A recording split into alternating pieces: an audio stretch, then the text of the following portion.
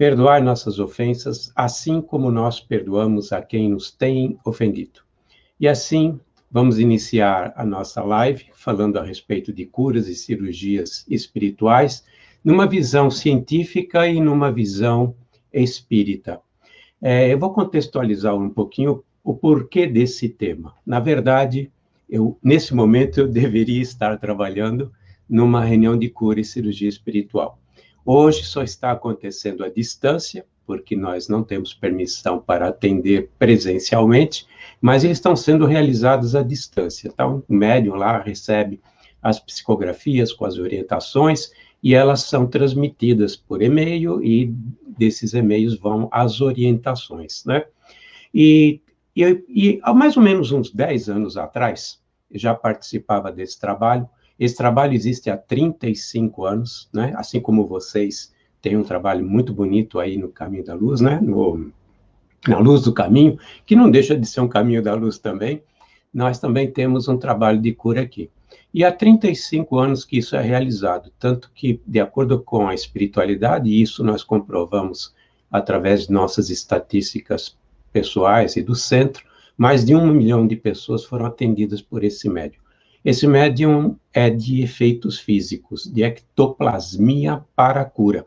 São muito raros hoje em dia.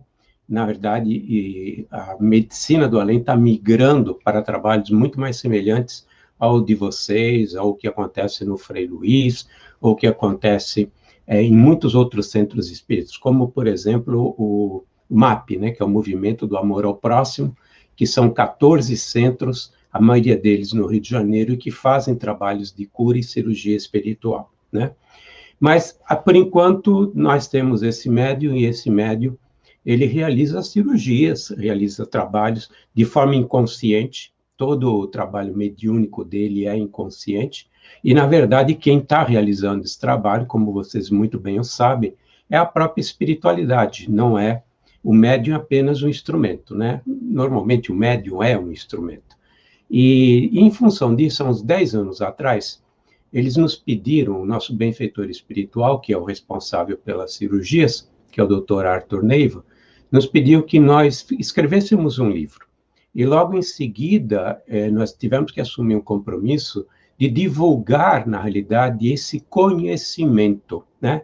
Obviamente que o livro tem uma finalidade, que é a realização dos trabalhos do Recanto e Luz Irmã Sheila, aqui de Ribeirão Pires, né? No Recanto e Luz, nós destinamos as vendas do livro para essa instituição, e também para a divulgação de novos livros espíritas, que também visam, na realidade, os trabalhos sociais do Recanto e Luz Irmã Sheila. Mas o principal não é o livro, sim o que está nos livros, o que está no livro, na verdade, né? Quando ele me pediu que fosse escrito, ele tinha metas, tinha objetivos muito claros, e acho que esses objetivos que são muito importantes para todos nós, e é um pouco do tema que eu vou falar. Na verdade, é o tema que eu pretendo conversar com vocês um pouco, né? Por exemplo, por que a medicina do além costuma ter um resultado, estatisticamente, 2 vezes melhor do que a medicina da Terra, né? Um exemplo, e nós podemos começar por esse exemplo, né?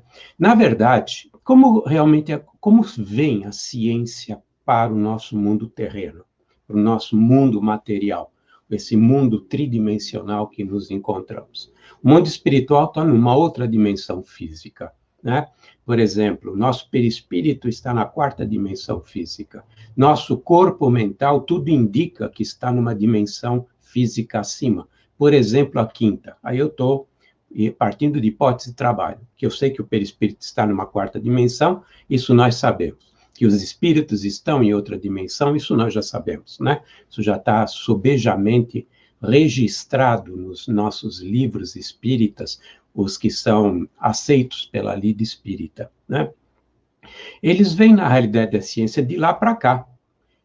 O desenvolvimento é realizado lá, e especificamente nas esferas que estão acima do umbral, obviamente, né? Nós sabemos que temos os abismos, os precipícios, tudo aquilo que é subcrostal. Depois nós temos o ambiente espiritual à nossa volta, temos o umbral, que ele é dividido em 3 categorias, de acordo com a Egorina Cunha e de acordo com Chico Xavier. O livro é em parceria dos dois. E acima dessas esferas, nós temos uma esfera chamada a esfera das artes e dos ofícios. Na verdade, ela recebe um outro nome, que é a esfera das artes, da cultura e da ciência, né? O dos ofícios é uma outra forma de denominação, e ela é muito mais da época de Dante Alighieri, quando se dividiam todos os nossos trabalhos em ofícios, o ofício da medicina, o ofício da farmácia, o ofício da engenharia e assim por diante. Na realidade, existem núcleos de desenvolvimento. Por exemplo, vamos pegar uma cidade espiritual que está nessa esfera espiritual, a Alvorada Nova. Nós estamos ligados à Alvorada Nova, que é muito conhecida graças ao Abel Glasser e ao Karl Schutel, que, na verdade, coordenou todo o trabalho do Abel Glasser. Lá existe um hospital espiritual chamado Hospital de Sheila, que é a casa de repouso, mas que é carinhosamente chamado de Hospital de Sheila. Na frente da casa do repouso existe o núcleo do desenvolvimento da medicina do além. Muitas cidades espirituais têm hospitais e têm núcleos de desenvolvimento da medicina, assim como tem núcleos de desenvolvimento das artes, núcleo de desenvolvimento da engenharia e assim por diante. Mas especificamente, como o tema é medicina, eu vou falar um pouquinho sobre esse desenvolvimento. O desenvolvimento da medicina na esfera espiritual é para os espíritos desencarnados. Sim, eles lá têm hospitais, lá eles são tratados também, e também para que depois, à medida que Jesus permita, a gente receba esses descobrimentos, entre aspas, né, porque nada se cria, tudo se copia, aqui na Terra, né? Então, Jesus vai dosando, através de sua falange, todos os desenvolvimentos que são realizados no mundo espiritual, para que eles desçam na hora certa no mundo físico, né? Por exemplo, o remédio, preste atenção no que eu falar, o remédio do câncer já existe, mas ele não foi descoberto aqui na Terra ainda, no mundo material. Mas ele já é ministrado, inclusive pelos espíritos, toda vez que eles têm autorização para usar esses remédios, por exemplo, para curar câncer. Vocês já tiveram casos de câncer aí no Luz do Caminho, e que foram curados, nós também já tivemos, né? Nem sempre cura, todo mundo sabe, né? Bom, como essa medicina, por exemplo, em Alvorada Nova, está 50 anos à frente da nossa medicina da Terra, obviamente que eles têm recursos medicamentosos, eles têm equipamentos que nós não temos, e que nós teremos um dia, à medida que nós passarmos pelas necessidades de aprendizado reencarnatório, né? O câncer hoje é uma necessidade, nós temos o câncer como se fosse uma pandemia, aliás, vive crescendo estatisticamente. Nós sabíamos, por exemplo, que 5 anos atrás se representava uma base 10. Hoje, nossos casos de câncer atendidos no Recanto Luz Irmã Sheila estão na base 80, 8 vezes, né? Por quê? Porque realmente virou uma epidemia, na realidade, o câncer, porque é uma necessidade atual. Assim como a tuberculose foi no passado e depois foi erradicada, assim como houve necessidade da febre amarela e ela foi erradicada, descobriu-se os remédios, também um dia chegará a hora que o homem, aqui da Terra, descobrirá, entre aspas, ou por intuição ou por inspiração, o remédio do câncer, né? Então, essa medicina está adiantada, por isso que, estatisticamente, nós sabemos que a medicina espiritual, ela tem 2 vezes mais eficácia, eu não estou dizendo em cura, em tratamento, ela tem 2 vezes mais eficácia do que a medicina da Terra. E nós sabemos que em esferas acima, como, por exemplo, da União Fraternal, ou das diretrizes planetárias, que é a última esfera que nós temos ligada ao planeta da Terra, a medicina chega a estar 200 anos à frente. Esse é o motivo de que nós temos resultados, nós que eu falo, nós, a humanidade, que trabalha com cura e cirurgia espiritual, tem resultados 2 vezes melhor do que a de medicina da Terra. Eu vou citar um exemplo. Todo mundo sabe, o Divaldo Pereira Franco falou isso em congressos, já registrou isso, inclusive, em programas de TV, que em 1954 ele teve um câncer na garganta, mais especificamente nas cordas vocais. Estava fazendo uma palestra aqui em São Paulo, e de repente ele perdeu a voz, e vou até pegar um negócio para mostrar, ele perdeu a voz, e ele foi ao médico, ele tinha dores muito fortes, e o médico diagnosticou, em 54, que muito provavelmente ele estava com câncer, e que ele teria que operar, porque senão era a vida ou a voz, e ele teria que extrair essas cordas vocais. Bom, ele foi fazer a cirurgia, mas antes de fazer a cirurgia, ele passou em Pedro Leopoldo para se encontrar com o Chico. E nesse encontro, o Chico convidou-o a ir até a casa do André Luiz, o irmão André Luiz, aonde teria uma sessão para ver se ajudava o Divaldo com relação ao mal que ele tinha. E houve, na realidade, um trabalho de materialização, né? Eram 5 confrades espíritas.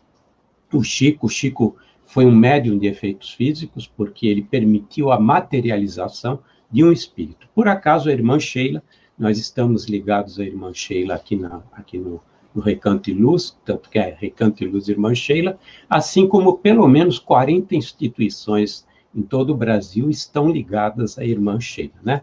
Esse hospital dela, na realidade, tem vários postos avançados. Assim como tem um hospital aqui, tem hospitais que são postos de socorro avançados desse hospital em outros lugares. Da mesma forma como vocês, na Luz do Caminho, também tem um hospital que está construído onde vocês se encontram, né? No nosso, por exemplo, são 3.000 leitos, onde são atendidos principalmente espíritos, mas também são atendidos encarnados que, em desdobramento, vão realizar tratamento à noite nesses hospitais. Inclusive, muitas vezes, vão até no Hospital de Sheila, lá em Alvorada Nova. Isso é normal, isso não é absolutamente uma coisa que é exclusiva do Recanto e Luz. Não, isso acontece com todos os centros espíritas que trabalham seriamente com a medicina do além. Por isso que, inclusive, nós temos tratamentos que são realizados no mundo espiritual, né? Bom, no caso do Divaldo, quem se materializou foi a irmã Sheila. E ela tinha uma caneta, isso aqui não é uma caneta, é uma lapiseira, mas tinha uma caneta, e que soltava um facho de luz aqui na ponta. E ela falou para o Divaldo que iria fazer 2 aplicações desse aparelho. E ela comentou, no caso, em 1954, que esse aparelho era uma espécie de aparelho portátil de aplicações de rádio, né, para a cura do câncer. E que nós não tínhamos esse aparelho aqui na Terra, porque Jesus ainda não tinha permitido, liberado. Nós estamos em 2021 e nós continuamos não tendo esse aparelho para realizar esse tipo de cirurgia. E ela fez 2 aplicações na garganta do Divaldo e ele se curou. Até hoje, ele continua fazendo palestras, continua falando, né, magistralmente, fazendo um trabalho bonito que ele realiza pelo Brasil todo. Agora, na pandemia, está tudo meio parado, né, tudo em forma de lives, mas até antes da pandemia ele se movimentava a despeito da sua idade. Bom, aparelhos desse tipo, né?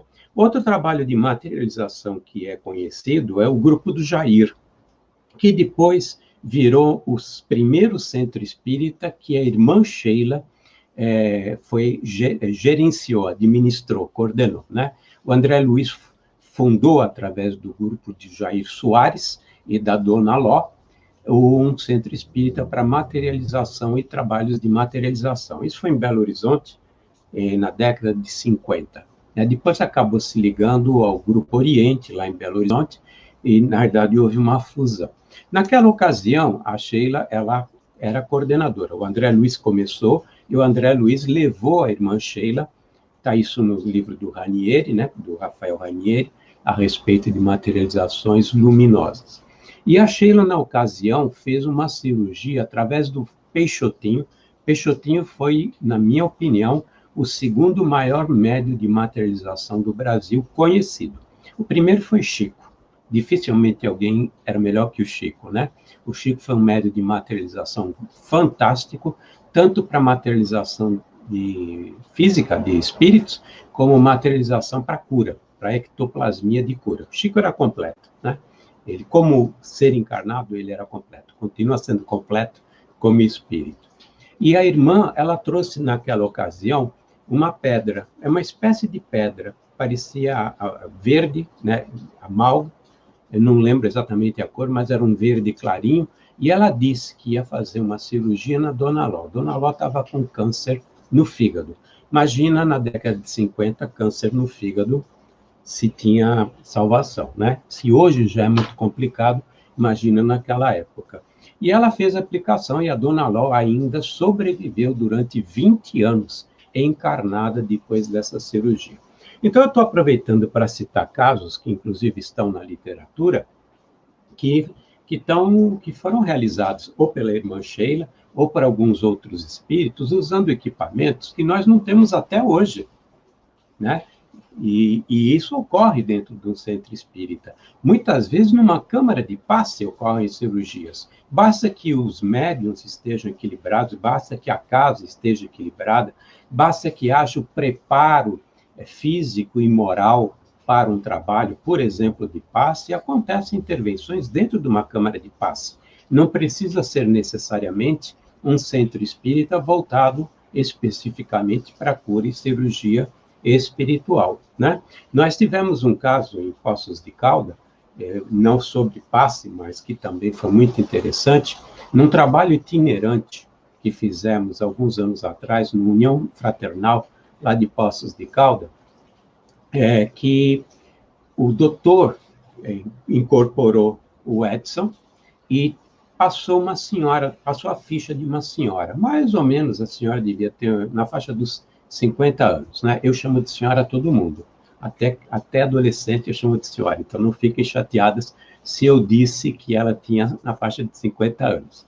Mamãe me ensinou assim e eu procuro manter a educação que eu recebi de berço, né? Na minha época era assim, então a gente mantém até hoje. Essa senhora, que na verdade tinha 44 anos, né? Eu quis dar uma mudada de idade. O doutor falou para um médico encarnado que estava participando do trabalho, né? Doutor Rocha, Alberto Rocha, Ângelo Rocha, desculpe. Doutor Ângelo Rocha foi o primeiro presidente da Associação Médico Espírita lá de Poços de Caldas. Eu não sei se continua como sendo presidente da AME, mas foi ele que fundou a AME e foi seu primeiro presidente.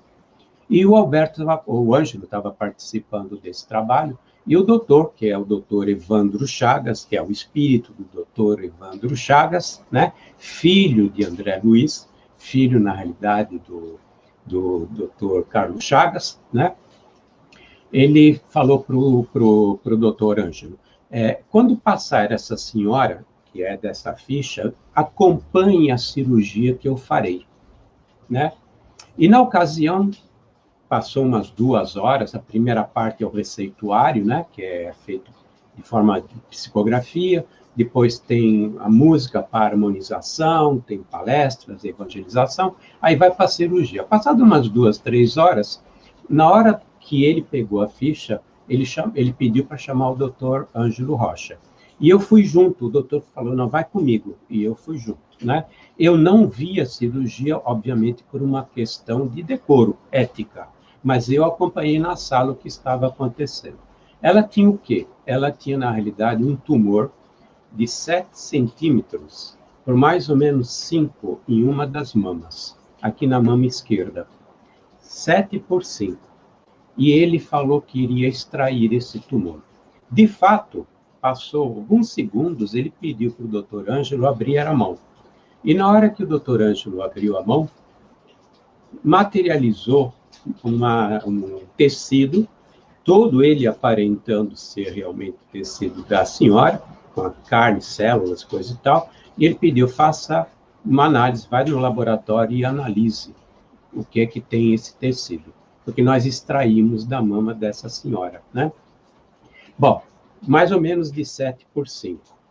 e ele foi feita essa análise em laboratório e deu que era tecido cancerígeno, a biópsia, né?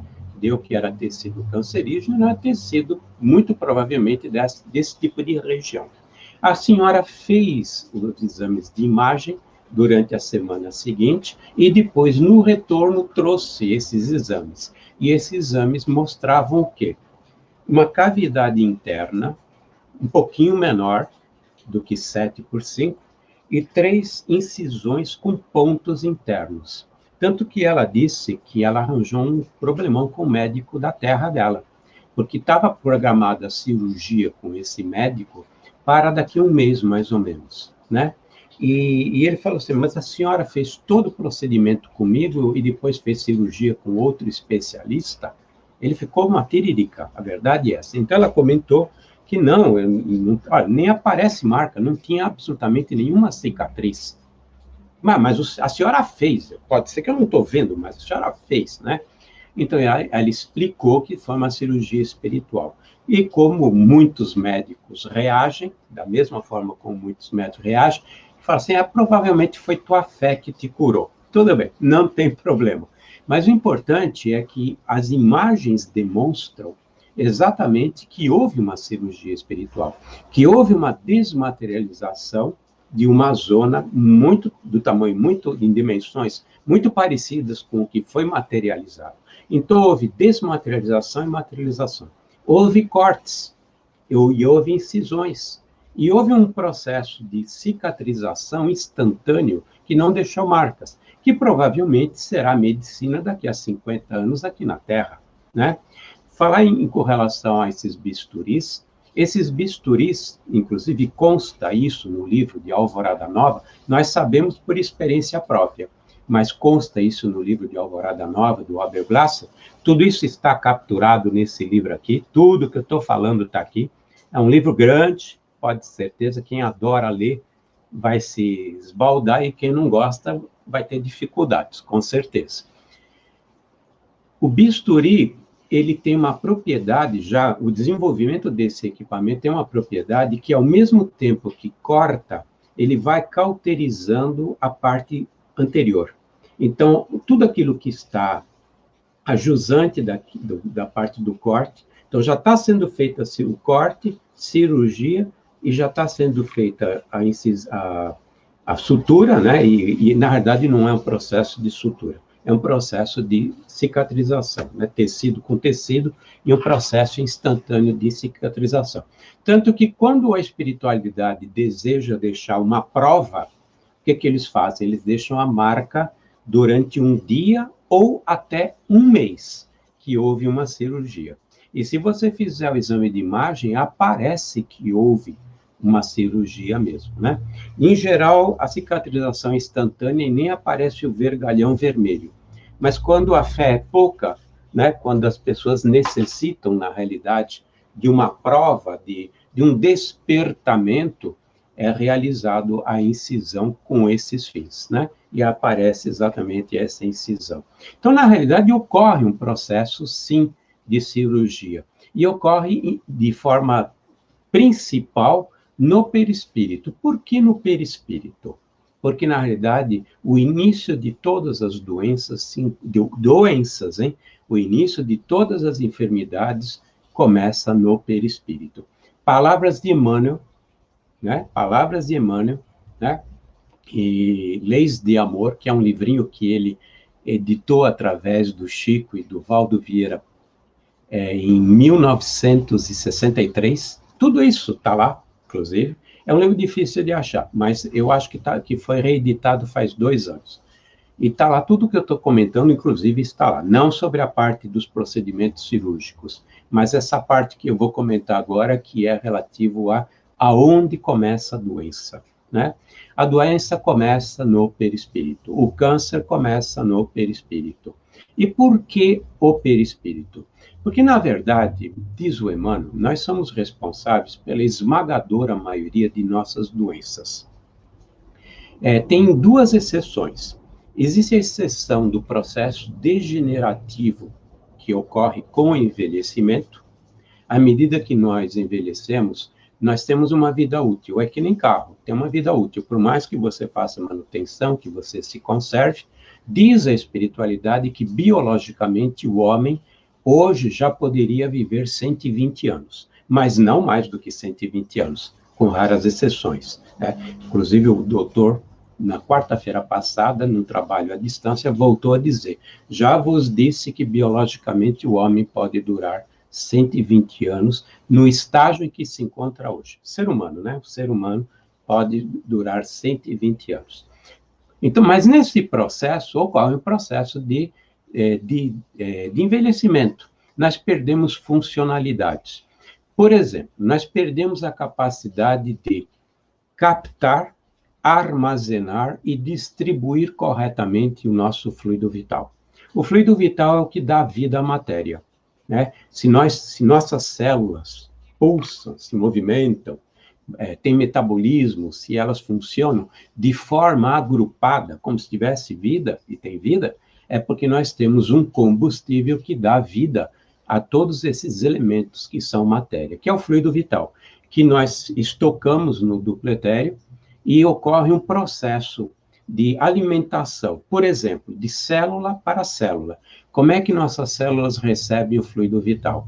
Através de uma contracélula que se encontra no perispírito. Perispírito é o nosso molde, o molde do corpo físico, o campo morfológico que dá forma, que dá equilíbrio ao corpo físico, faz com que ele trabalhe do jeito que ele trabalha, que tem essa forma, essa multiplicação, essa funcionalidade, todas as suas características e propriedades é dada pelo perispírito. Existem células no perispírito. Matéria do perispírito é diferente da nossa matéria. Diz Emmanuel que existe uma série, como se fosse uma tabela periódica para todos os elementos que constituem a matéria da quarta dimensão, ou seja, do corpo espiritual, que é o perispírito, né? E ele é o campo morfológico do corpo físico. Isso foi descoberto, inclusive, por ateus, né, na ciência. Na década de 40, na União Soviética, mais especificamente do ano de 1942, físicos, cientistas físicos da União Soviética descobriram que o que mantinha a forma, por exemplo, que dava forma numa planta, porque ela cresce do jeito que cresce, porque uma planta, sei lá, uma arruda tem a característica específica da arruda e se multiplica como arruda, as folhas crescem como arruda, os galhos se envolvem como arruda, porque existe um campo, como se fosse um campo eletromagnético, que mantém e dá forma ao corpo físico que é da planta, né? Nós também temos esse campo eletromagnético, campo morfológico, em palavras do Dr. Hernani Guimarães, o falecido Dr. Hernani Guimarães, que nos explica que o corpo físico é um reflexo do corpo material. Quando alguma coisa desarranja no corpo espiritual, isso desce dimensionalmente, vibracionalmente para o corpo físico. Então, a doença começa no perispírito e ela desce para o corpo físico. Muitos dos tratamentos que são realizados nos nossos centros espíritos, de vocês e aqui, são de doenças que não desceram ainda no corpo físico. Estão no corpo espiritual. Nós tivemos um caso de uma paciente que o PET scan não acusava nenhum tipo de câncer. E, no entanto, o médico falou, já está instalado no perispírito. É questão de tempo e vai aparecer. De fato, ela passou por 1 ano de tratamento no centro espírita e não teve, na realidade, o câncer, mas foi feito um tratamento como se fosse preventivo sobre o ponto de vista físico, né? Por isso, em vez de a gente reclamar porque a gente vai com dor de barriga e o médico espiritual opera à vista, né? Eu já vi casos desse tipo, o cara sair batendo tamanco, né, porque errou a vista da cirurgia. Na verdade, o espírito sabe o que ele faz. Assim como quando você vai num médico, o médico faz exames de laboratório e ele determina qual é o procedimento e a sequência correta, a espiritualidade, por ter muito mais poder de entendimento, de percepção e estar muito mais acima da gente, sobre o ponto de vista científico, determina. Você vai curar, por exemplo, de uma hérnia, e eles descobrem que você tem um problema no coração. Eles vão começar pelo coração. Você está com um problema na vista, ela está degenerando, você está perdendo a vista. E ela começa a fazer a cirurgia na outra, que está aparentemente boa. Por quê? Porque ela vai tratar a vista, que está doente, através de um tratamento naquele momento, nos retornos e à noite, porque existe o trabalho à distância. Nossos mentores, por exemplo, eles fazem a visitação 3 noites depois da cirurgia e toda sexta-feira à noite para os pacientes. E lá ocorrem cirurgias, ocorrem tratamentos, né? Inclusive, eles pedem para deixar a água, bebe água no dia seguinte, e a água tem remédio. A água não é uma aguinha fluidificada. Tem remédios, e remédios muitas vezes que nós não temos aqui na Terra. E pode estar o remédio do câncer que eu citei. Mas voltando, então nós temos, na realidade, um campo que cria o nosso corpo físico, mantém o corpo físico. Quando ele desequilibra, já que é um campo eletromagnético, ele desequilibra o corpo físico, e aí, na realidade, surgem os problemas. Quando é que nós não somos responsáveis? Eu já acabei de dizer que foi o caso do envelhecimento, e nós temos um outro caso. Nosso corpo físico foi para um determinado habitat e para determinadas exposições. Não adianta eu querer aprender a tomar soda cáustica, porque não vai dar certo. A soda cáustica, eu sou engenheiro, inclusive ela é utilizada para limpeza química orgânica. Quando os equipamentos ficam sujos com elementos orgânicos, incrustações orgânicas, a gente faz um tratamento de soda cáustica quente, porque ela dissolve. Então, a soda cáustica no corpo humano só serve para uma coisa: reduzir o teor e as taxas de gordura do corpo humano. Estou brincando, não façam isso porque é letal, tá certo? Isso é brincadeira. Mas então, nós não estamos preparados para uma série de agressões que muitas vezes nos são impostas, né? Alimentação. Por exemplo, já viram como aumentou as taxas de câncer em animais domésticos? É curioso, né? Na minha época, cachorro morria porque levava mordida de rato. Um ou outro tinha algum problema, tumor. Mas hoje é impressionante. Inclusive, os animais estão refletindo as doenças dos seus donos. Porque existe, na realidade, um contato de corpo espiritual com o campo morfológico do próprio animal. E ocorre um processo de contaminação. Não vou entrar nesses detalhes, porque não é objeto, né?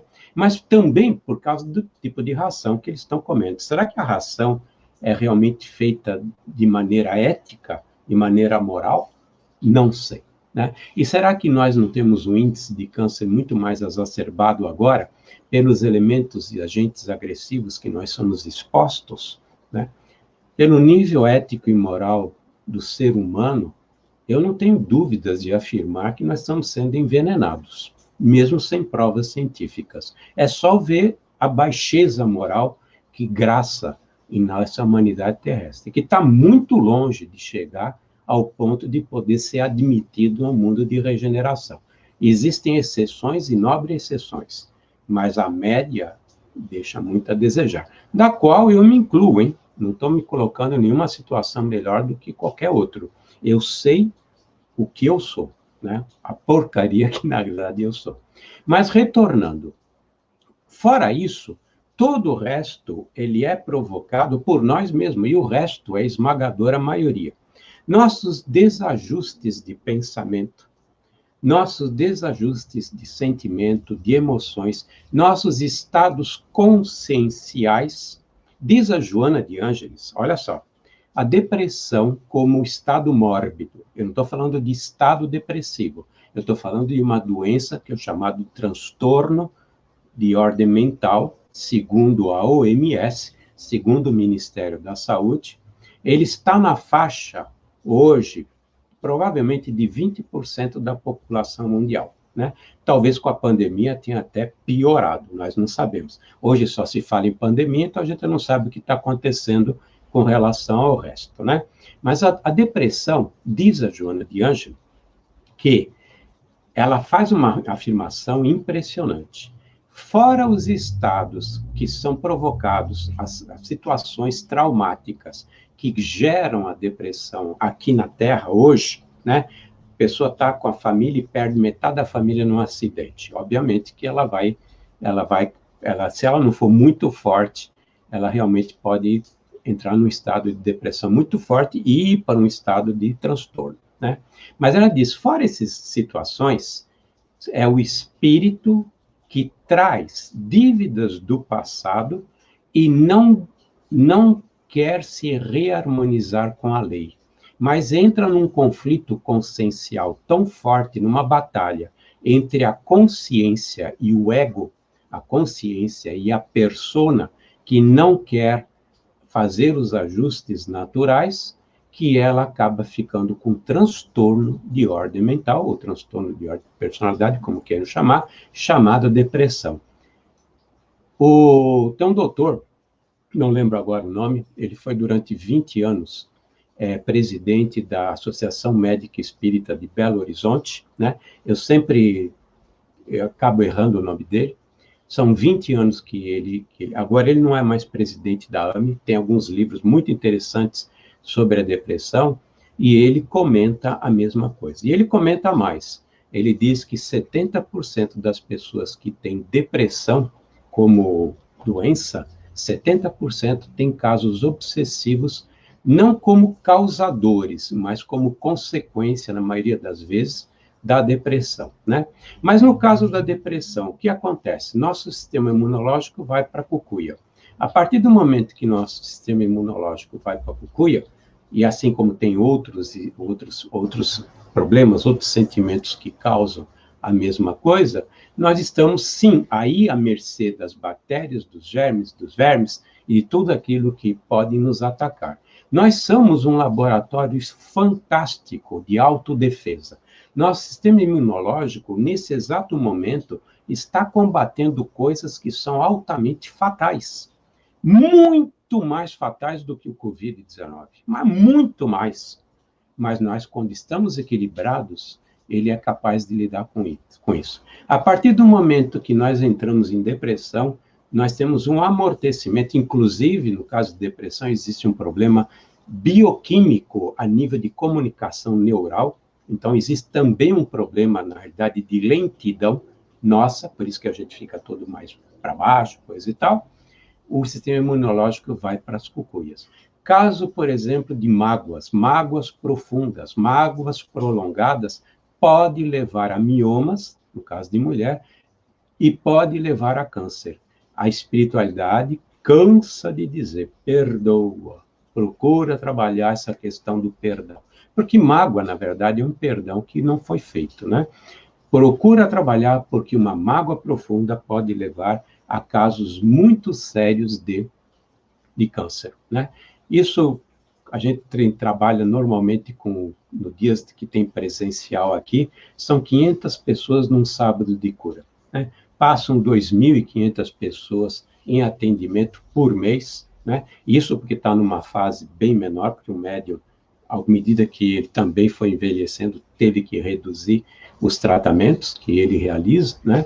Chegou a realizar 2.500 tratamentos num único dia. Hoje a gente fica na faixa dos 500. A gente tem muita informação a respeito de tudo aquilo que acontece. Nós precisamos entender isso, porque na realidade está na hora de a gente evitar de continuar fazendo o que a gente costuma fazer, terceirizar. A gente terceiriza nossas dores, terceiriza a nossa responsabilidade, terceiriza a nossa doença. Nós somos responsáveis por esse barquinho que Deus nos deu. Nós temos que entender que somos nós que temos que cuidar dele, né? Então, eu faço um convite, quem quiser, adquira esse livro. Vai estar ajudando Sheila, não vai estar ajudando a editora, porque a editora não tem objetivo nenhum de lucro. Tudo é repassado, né? E o Sheila, na verdade, o livro, ele fala sobre tudo isso e muito mais. São mais de 400 páginas, mas está lá tudo, por que ocorrem os procedimentos, como ocorrem os procedimentos, e o que é que nós podemos fazer para reduzir, pelo menos em 75%, todos os males que nos acometem. Agradeço de coração pela oportunidade que vocês me deram e eu mando um beijo no coração de vocês. Muito obrigado.